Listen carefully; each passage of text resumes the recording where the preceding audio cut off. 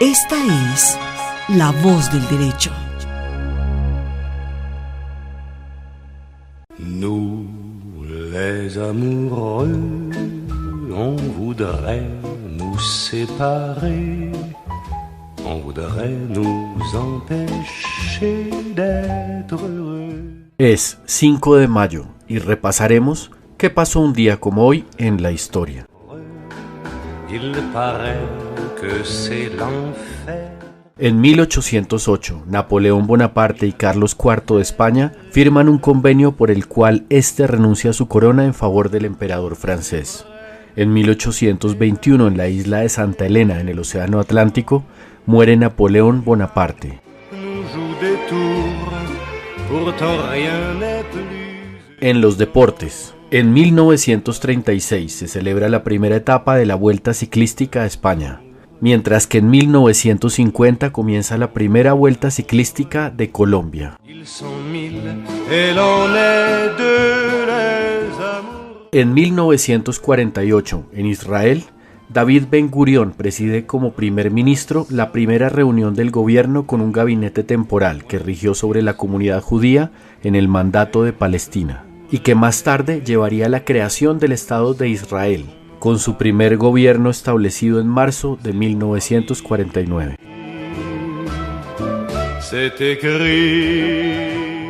En nuestra efeméride musical, en 1992 fallece a los 64 años de edad el actor y cantante francés Jean-Claude Pascal. Se inició como diseñador de moda para Christian Dior y se daría a conocer por ser el ganador del Festival Eurovisión en 1961, con el éxito Nous les amoureux que escuchamos de fondo. Durante su carrera musical grabó alrededor de 50 discos.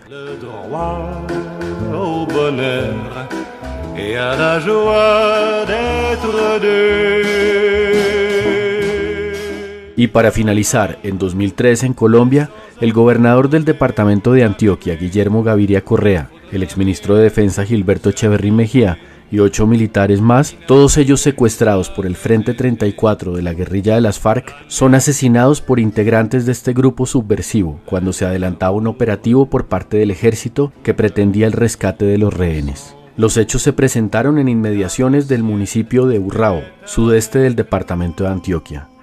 Para analizar este hecho me encuentro en comunicación con la señora Irene Gaviria Correa, hermana del exgobernador Guillermo Gaviria, a quien le doy la cordial bienvenida a este espacio. Muchas gracias a ti por generar este espacio y permitir a nuestra familia recordar la figura y el servicio y entrega de Guillermo Gaviria Correa. ¿Cómo recuerdan ustedes, los seres cercanos, a ese líder político, gobernador, hombre de paz, que estaba en esa caminata precisamente para pedirle al Frente 34 de las FARC que dejara de asolar a la población de Antioquia? ¿Qué legado les dejó don Guillermo? Como recuerdo, pues muchas cosas, pero sobre todo su carisma y su alegría de vivir contagiosas. Era un ser humano muy líder y que con esta alegría de vivir y carisma lograba hacer equipos y así obtener resultados.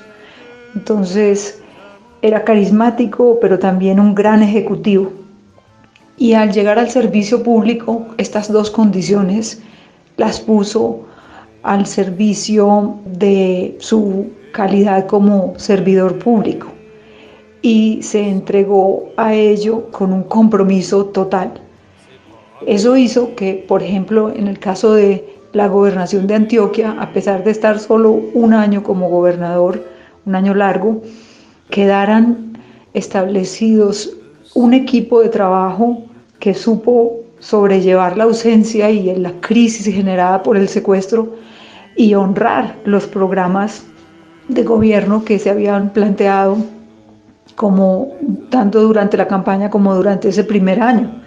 Entonces, en tan poco tiempo, él como líder logró conformar ese equipo y sentar las bases de programas que luego se volvieron institucionales y referentes no solo en Colombia, sino a nivel internacional. Programas que han permanecido porque son valiosos, porque daban en el corazón de las necesidades y las oportunidades que tenía el departamento. En ese sentido, También es importante recordar que Guillermo, con su marcha a Caicedo, no pretendía una conversación con las FARC, sino resaltar, respaldar la iniciativa no violenta de los ciudadanos de Caicedo, que habían buscado formas de sacar su producción cafetera de manera no violenta, a pesar de las amenazas y los bloqueos que les ponía las FARC. En ese contexto es cuando secuestran a Guillermo y luego llega, después de un año de cautiverio, la operación de rescate. Doña Irene, la invito a que le recuerde a los oyentes ese país del 2002, de comienzos del siglo XXI, convulsionado, lleno de violencia, tomas guerrilleras, masacres del paramilitarismo y la decisión política que toma el pueblo colombiano de escoger a Álvaro Uribe Vélez, quien con su promesa de seguridad democrática inició prontamente con acciones militares ofensivas contra los actores terroristas y de violencia, que por un lado generaba una expectativa de liberación para ir a los lugares de la selva donde estaban los secuestrados, pero por otro lado también establecía un peligro, como en efecto sucedió con Guillermo Gaviria, que fue fusilado y acribillado por los terroristas de las FARC.